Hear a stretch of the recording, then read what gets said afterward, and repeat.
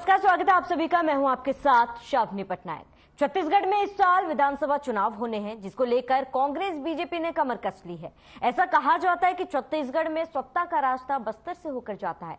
नक्सल प्रभावित क्षेत्र कहे जाने वाले बस्तर की विधानसभा की 12 सीट है, जिसे जीतने के लिए बीजेपी कांग्रेस अपना पूरा जोर लगा रही है। और इस बार चुनाव में बस्तर की 12 सीटें कांग्रेस जीतने के लिए पूरी तरीके से निश्चित नजर आ रही है। वहीं बीजेपी ने भी इस चुनाव में सभी 12 सीटों पर कब्जा करने के लिए कवायद तेज कर दी। जहां बीजेपी के प्रदेश प्रभारी ओम माथुर लगातार बस्तर में रहकर बस्तर में फोकस कर रहे हैं, वहीं कांग्रेस संचार प्रमुख सुशील आनंद शुक्ला ने कहा है कि संभागीय सम्मेलन संगठन की प्रक्रिया है। संभागीय सम्मेलन से बस्तर की जनता के सरकार ने जो काम किया है, उस काम को हम निचले स्तर तक पहुंचाने का संकल्प लेंगे। साथ ही साथ विधानसभा स्तर पर संकल्प शिविर का भी आयोजन किया जाएगा। वहीं दूसरी ओर बीजेपी प्रवक्ता केदार कश्यप ने कांग्रेस पर निशाना साधते हुए कहा कि भारतीय जनता पार्टी ने तो हमेशा से अंतिम छोर पर रहने वाले लोगों की चिंता की है।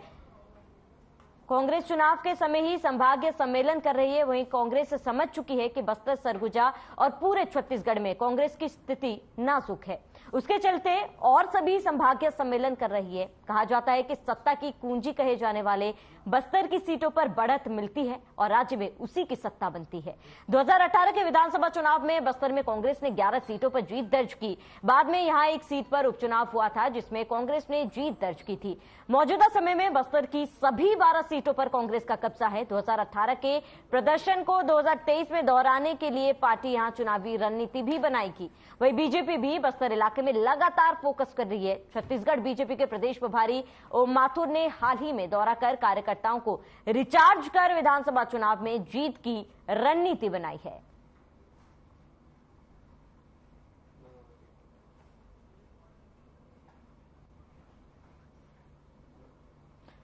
तो चुनाव की तैयारी साफ तौर पर देखी जा रही है और पूरे दमखम के साथ सभी पार्टी मैदान में उतरने को तैयार है। बेहद कम समय बाकी है चुनाव में, और ऐसे में कांग्रेस और बीजेपी की बात कर ली जाए तो दोनों ही पार्टी इस बार पूरी तरीके से तैयार नजर आ रही है। अपनी अपनी तैयारी जो है वो पार्टियों द्वारा की जा रही है। कांग्रेस की बात कर ली जाए तो लगातार कांग्रेस द्वारा भी हर वो कोशिश की जा रही है कि जो परिणाम 2018 में सामने आए थे, वही परिणाम, वही जीत कांग्रेस को दोबारा से 2023 में मिले। और वहीं बीजेपी भी पूरी कोशिश कर रही है कि इस बार बीजेपी की ही सरकार बने। लेकिन इन सबके बीच, सारी मेहनत के बीच, ये देखना महत्वपूर्ण होगा कि जनता का समर्थन किसे मिलता है।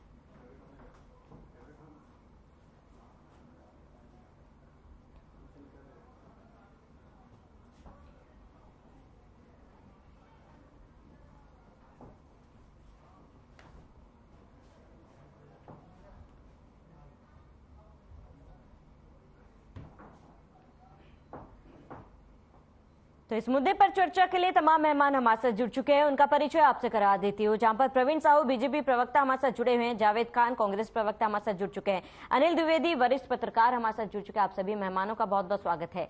सबसे पहले जावेद खान, आपका रुख करूंगी, क्योंकि प्रचंड जीत 2018 में मिली थी और ऐसे में 2023 की कांग्रेस की क्या तैयारी है? नमस्कार आपको, आपके सभी दर्शकों को। देखिए, कांग्रेस का सिर्फ चुनाव आता है तो तैयारी नहीं करती। कांग्रेस की तैयारी पहले दिन से चालू हो जाती है।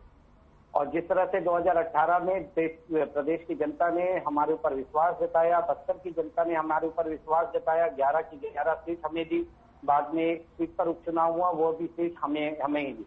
और उसके बाद लगातार अगर आप निरंतर देखते जाए तो नगरीय निकाय चुनाव, पंचायत चुनाव और उपचुनाव में भी कांग्रेस को ही जीत मिल रही है। तो प्रदेश की जनता का आशीर्वाद तो हमें लगातार मिल रहा है। रही तैयारियों की बात, तो तैयारी इस तरह की है कि सरकार की जो योजनाएं हैं, भूपेश बघेल जी की जो योजनाएं हैं, जिसने पूरे देश में ही नहीं विदेशों में छत्तीसगढ़ का नाम रोशन किया है, विदेशों में डंका बजाया, उन योजनाओं को हम घर घर तक लेकर के जाने को तैयार है। जो योजनाएं जिन हितग्राहियों के लिए बनाई गई है, वो हितग्राहियों तक वो योजनाएं कितनी पहुंची है और कितनी पहुंचनी बाकी है, उसको भी हम टटोलने की प्रक्रिया में रहे हैं। और जहां पर अगर कुछ कमी बेसी रह गई है योजनाओं को हितग्राहियों तक पहुंचने में, तो उसे भी हम पूरी चुनाव से पहले हितग्राहियों तक पहुंचाने के लिए हम काम कर रहे हैं। बस इसी को लेकर के हमारी तैयारी चल रही है। और आज बस्तर में भी एक संभाग स्तरीय कार्यकर्ता सम्मेलन हमारे द्वारा रखा गया, जिसमें मुख्यमंत्री जी, छत्तीसगढ़ की प्रभारी कुमारी शैलजा जी और मंत्रिमंडल से लेकर के हर कोई उपस्थित था। सभी ने के सामने कार्यकर्ताओं ने जो जोश दिखाया है, उससे अब यह साफ समझ में आ रहा है कि इस बार 12 तो 12 हम लेकर के आ रहे हैं, और उसके साथ ही साथ में छत्तीसगढ़ में 71 नहीं, हम 75 प्लस जाने वाले। ठीक है जावेद जी, लौटूंगे आपके पास। आप प्रवीण जी, आपका रुख करूंगी।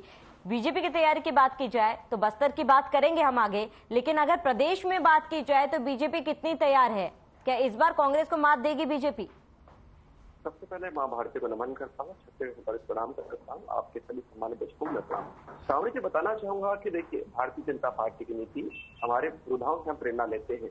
पंडित दीनदयाल उपाध्याय जी की एक पद्धति थी, अंत्योदय, यानी अंतिम पंक्ति में अंतिम व्यक्ति की हम बात करते हैं। इसी धारणाओं को लेकर हमारे प्रदेश प्रभारी जी अंतिम व्यक्ति तक मिलने जा रहे हैं, और जिससे कहीं ना कहीं कांग्रेस के प्रत्येक व्यक्ति है, कार्यकर्ता है, वो बौखला गए हैं। और आपने जो प्रश्न पूछा उसको मैं प्रत्यक्ष रूप से उत्तर देता हूं कि हमारे कार्यक्रम के माध्यम से कांग्रेस की बौखलाहट बता रही है कि निश्चित रूप से हम सत्ता में वापस आ रहे हैं और प्रचंड बहुमत के साथ आएंगे।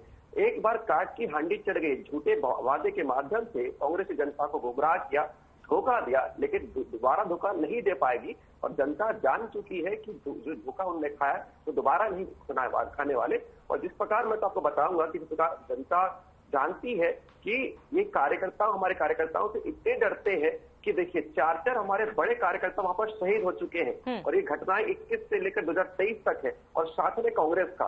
तो ये प्रत्यक्ष प्रमाण है कि कहीं ना कहीं कांग्रेस सरकार संरक्षण दे रही है हत्यारों को, और डरी हुई है कांग्रेस सरकार। इसलिए प्रत्येक भाजपा कार्यकर्ता डर कर उनकी हत्या करने पर ये तुली है।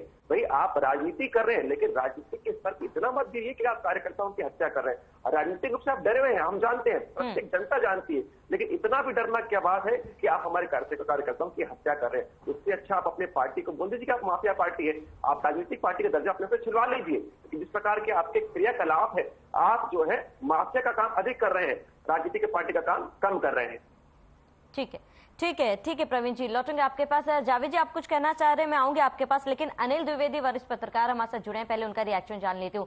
अनिल जी, दोनों ही प्रवक्ताओं को आपने सुना, दोनों पार्टी के प्रवक्ताओं को सुना, आपका रिएक्शन एक बार जानना चाहूंगी। और अगर प्रदेश में दोनों पार्टियों के समीकरण को समझने की अगर हम कोशिश करें कि आपको क्या लगता है किस पार्टी की तैयारी कितनी है? देखिए, छत्तीसगढ़ में अभी चुनाव लगभग 5-6 महीने होने के बाद, इसके बाद चुनाव होंगे, लेकिन तैयारियां लगभग दोनों पार्टियों की चालू हो गई है। और कांग्रेस जो सरकार में है वो ये सपना देख रही है कि दूसरी बार सरकार कैसे बनाया जाए, और बीजेपी जाहिर सी बात है विपक्ष में है। हालांकि 15 साल वो सरकार में सत्ता सुख हो चुकी छत्तीसगढ़ में, इसलिए वो विकास के दम पर चाहेगी कि दोबारा आना चाहे। लेकिन दोनों ही पार्टियों ने तैयारियां शुरू की है। छत्तीसगढ़ का जो मूल चरित्र है, जो मूल मतदाता है, वो मैं बताऊं आपको कि ये मूलतः छत्तीसगढ़ कांग्रेस बेल्ट स्टेट माना जाता है। आप पुराने समय में, आप पिछले 4 विधानसभा चुनाव उठा करके देख लीजिए, कांग्रेस सबसे निचला प्रदर्शन कांग्रेस का 34 सीट रहा है, और बीजेपी का सबसे निचला प्रदर्शन 14 सीट है, जो अभी वो विधायक हैं, 14 विधायक हैं उस पर। तो बेसिकली ये कांग्रेस बेल्ट स्टेट माना जाता है। लेकिन बीजेपी ने मुद्दों के आधार पर, रणनीति के आधार पर, नेतृत्व के आधार पर और 15 साल तक सरकार देने के आधार पर कांग्रेस के इस गढ़ में सेंध लगाई है, और यहाँ पर अब बीजेपी की सरकारें बनती हैं। पिछले 15 साल तो बीजेपी ही यहाँ पर राज की है। तो बीजेपी ने ये सफलता हासिल की है कि कांग्रेस बेल्ट स्टेट है, उसको उसने अपने हाथ में कांग्रेस से छीनकर अब अपने पास लिया है।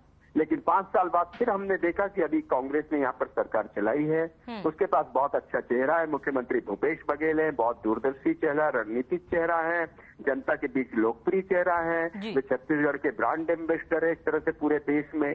तो मुख्यमंत्री भूपेश बघेल की तरह सबसे बड़ा जो नेतृत्व का चेहरा है वो बीजेपी के पास अभी कमजोरी है, बीजेपी उसकी काट खोज रही है।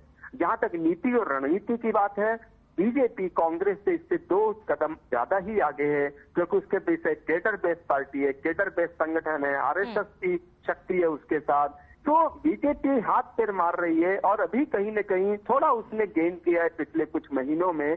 कांग्रेस को सामने एक चिंताजनक लकीर खींची है सामने कि कैसे यहाँ पर बीजेपी की वापसी की जाए, और कांग्रेस भी पूरी तरह हाथ पैर मार रही है कि दोबारा सरकार यहाँ पर बनाई जाए। इस तरह ग्रामीण जो वोट बैंक है, जो ग्रामीण इलाके हैं, वहां पर कांग्रेस का जनाधार अभी पूरी तरह बहुत ही अच्छी बुलंदी के साथ है। बीजेपी को थोड़ी चिंता अभी सिटी शहरी इलाकों में है, उसको उम्मीद है कि शहरी इलाकों में हमें सीटें मिलेंगी। हालांकि अभी 6 महीने का वक्त है, काफी कुछ तैयारियां दोनों राजनीतिक दल करेंगे। मुझे लगता है कि चुनाव आने तक मामला 50-50 हो जाएगा। ठीक है अनिल जी, लौटेंगे आपके पास, चर्चा का आगे बढ़ाएंगे, लेकिन इसी बीच सीएम भूपेश बघेल ने क्या कुछ कहा, सुशील आनंद शुक्ला और केदार कश्यप ने क्या बयान दिया, आइए आपको सुनाते हैं। दिग्भ्रमित करने के लिए लगातार इस प्रकार की बातें वो कर रहे हैं। देखिए, एक चीज़ है, पहले जब राहुल गांधी जी जब अध्यक्ष थे तब कहते परिवारवाद चला रहे हैं, उन्होंने अध्यक्ष पद त्याग दिया। उसके बाद भी राहुल गांधी की लोकप्रियता में कमी नहीं आई और भारत जोड़ो यात्रा में निकले तो उन्होंने उसकी सदस्यता ले ली।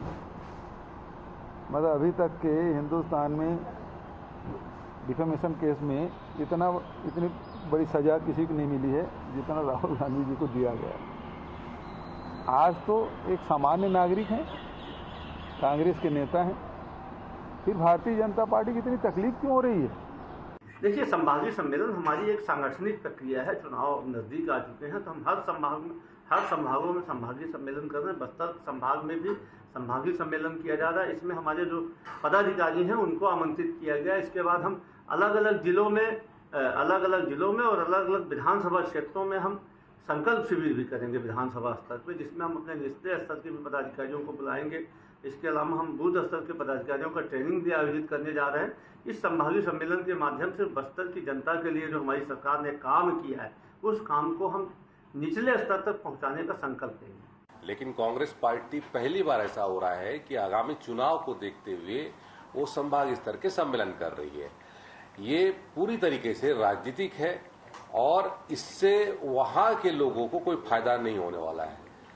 और कांग्रेस समझ चुकी है कि बस्तर, सरगुजा और पूरे छत्तीसगढ़ में उनकी स्थिति बहुत ही नाजुक है, खराब है, और उसके चलते वो बस्तर और सभी संभागों में वो संभागीय सम्मेलन कर रही है। मेरा कांग्रेस के नेताओं से आग्रह है, मुख्यमंत्री जी से निवेदन है कि संभागीय सम्मेलन में कम से कम जो वहां पीसीसी के अध्यक्ष हैं, कम से कम संभागीय स्तर पे पीसीसी के अध्यक्ष के फोटो लगाने की अनुमति वहां के कार्यकर्ताओं को अवश्य देंगे। वहां के फोटो निकाल करके उनका अपमान नहीं करेंगे। एक आदिवासी का अपमान बहुत सह लिया है, आप ऐसा अपमान फिर से नहीं होना चाहिए। मैं मुख्यमंत्री जी से निवेदन। चलिए चर्चा को आगे बढ़ाते हैं। जावेद जी लगातार हमारे साथ बने हुए। जावेद जी, आपका रुख करूंगी। संभागीय सम्मेलन का आयोजन किया जा रहा है कांग्रेस की तरफ से और कहीं ना कहीं ये चर्चा का विषय भी है। विपक्ष द्वारा आरोप भी लगाए जा रहे हैं, सवाल भी खड़े किए जा रहे हैं। लेकिन अगर इस सम्मेलन की बात की जाए, मुख्य उद्देश्य इस सम्मेलन का क्या है, किस तरीके से इसका फायदा कांग्रेस को मिलेगा और इसके जरिए किस तरीके से जनता के दिलों में कांग्रेस बसने की कोशिश करेगी, आपसे जानना चाहूंगी।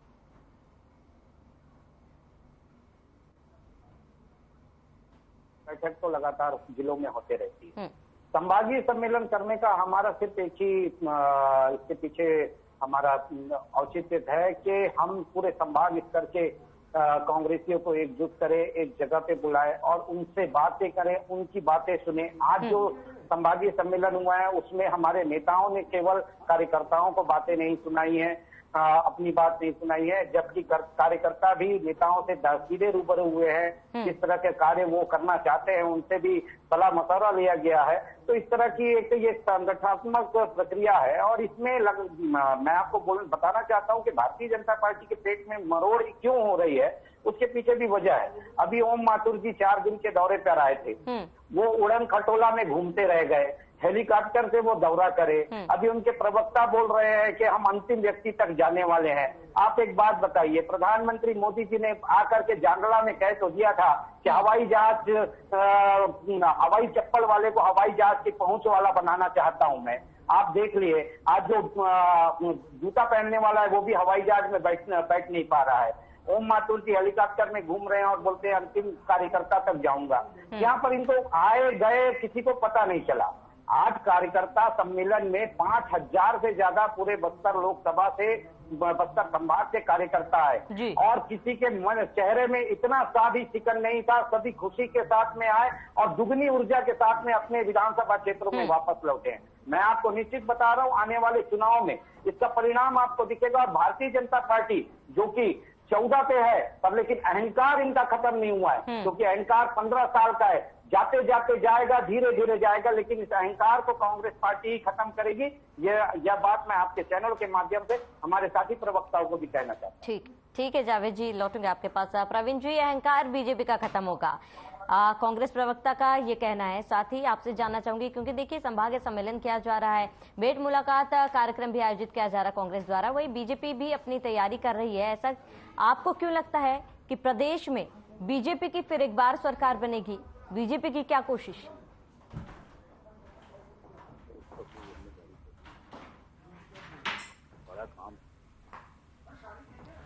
प्रवीण जी, क्या आप तक मेरी आवाज पहुंच पा रही है?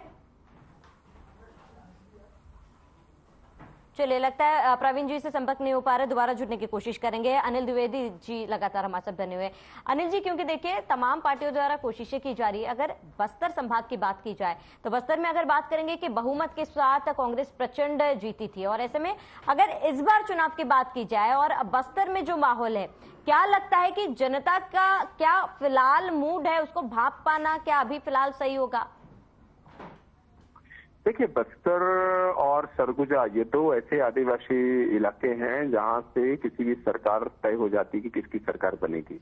और बस्तर में कुल 11 विधानसभा सीटें हैं, जिसमें फिलहाल कांग्रेस अभी बहुमत में, पूरी की पूरी सीटें अभी कांग्रेस के पास है। लेकिन ऐसा नहीं है, इसके पहले 15 साल बस्तर जो है, जो नक्सल प्रभावित इलाका है, जो आदिवासियों का बेल्ट माना जाता है, वो पहले बीजेपी के साथ था। तो आदिवासी जो पढ़े लिखे हैं, जो अब समझ रहे हैं पॉलिटिक्स को, वो अब सोच समझकर फैसला करते हैं। जहां तक बस्तर में दोनों ही राजनीतिक दलों की संभावनाओं का सवाल है, देखिए नक्सलवाद अभी तेजी से थोड़ा उभरा है। जिस तरह का भाजपा कार्यकर्ताओं के मर्डर हुए हैं, जिस तरह नक्सली हमले हुए हैं, उसके चलते सरकार की जो पॉलिसी है नक्सलवाद को रोकने को लेकर, उसके चलते कांग्रेस सरकार घिरी है। और ऐसा नहीं है कि बीजेपी का दामन साफ है। बीजेपी भी जब पिछले हमने देखा कि 5-6 साल पहले झीरम घाटी कांड हुआ, अभी कांग्रेस ने बलिदान दिवस मनाया था, झीरम घाटी कांड में भी घटना हुई थी और पूरा कांग्रेस का पहला नेतृत्व लगभग खत्म हो गया था उस झीरम घाटी कांड में। तो नक्सलवाद एक बड़ा मुद्दा बस्तर में होता है, डेवलपमेंट एक बड़ा मुद्दा है वहां पर, आदिवासियों की शराबबंदी एक बड़ा मुद्दा है, वहां करना चाहिए नहीं करना चाहिए ये एक बड़ा मुद्दा है। तो ये सारी चीजें, हालांकि वहां का जो यूथ है वो अब सारी चीजों को समझ रहा है। तो ये तय है कि आदि बस्तर कभी भी एक तरफा नहीं रहा है, उसके फैसले हमेशा बदलते रहे हैं। और इस बार को बीजेपी को ज्यादा उम्मीद है, क्योंकि कांग्रेस पूरी 11 सीटों पर है, उसकी एंटी इनकम्बेंसी भी बस्तर में होगी। फिर ताजा मुद्दे कुछ आए हैं जिसके सरकार की मुश्किलें बढ़ी हैं थोड़ा, तो बीजेपी उनको भुनाना चाहेगी। बीजेपी आदिवासियों को बताना चाहेगी कि हमने 15 साल में किस तरह मेडिकल कॉलेज खोले, इंजीनियरिंग कॉलेज खोले, डेवलपमेंट किया, नक्सल गढ़ तक हम उन्होंने सड़कें पहुंचाई और भी तमाम तरह के डेवलपमेंट किए। तो फिर तेंदुपत्ता का मामला है, ऐसे तमाम मुद्दे हैं जब बीजेपी आदिवासियों को कन्विंस करेगी कि हमारे राज्य में आप ज्यादा सुखी थे। तो इसी तरह बस्तर को लेकर के दोनों ही राजनीतिक दल संजीदा हैं। हालांकि इसमें सरगुजा का जो बेल्ट है, जहां पर 7 से 9 सीटें और ज्यादा हैं, वो ज्यादा प्रभाव डालेंगी कि किसकी सरकार बने। ठीक है अनिल जी, लौटेंगे आपके पास। प्रवीण जी हमारे साथ जुड़ चुके हैं। प्रवीण जी, आपसे मेरा यही सवाल है, क्योंकि देखिए संभागीय सम्मेलन हो या फिर सीएम द्वारा तमाम दौरा की बात कर ली जाए, भेंट मुलाकात कार्यक्रम की बात कर ली जाए, कोशिशें कांग्रेस द्वारा पूरी की जा रही है, बीजेपी द्वारा भी की जा रही है। उमा माथुर जी को हमने देखा, वे भी दौरे पर पहुंचे थे, लगातार उनके तरफ से भी कोशिशें की जा रही है, जनता से रूबरू होने की भी कोशिश की जा रही है। तो बीजेपी किस तरीके से आगे बढ़ेगी और किस तरीके से, क्योंकि संभागीय सम्मेलन के ऊपर बीजेपी कई सवाल खड़े कर रही है, और ऐसे में क्या आपको लगता है कि ये जो सम्मेलन होगा इसका फायदा जो है कांग्रेस को मिलेगा, और अगर नहीं मिलेगा तो क्यों?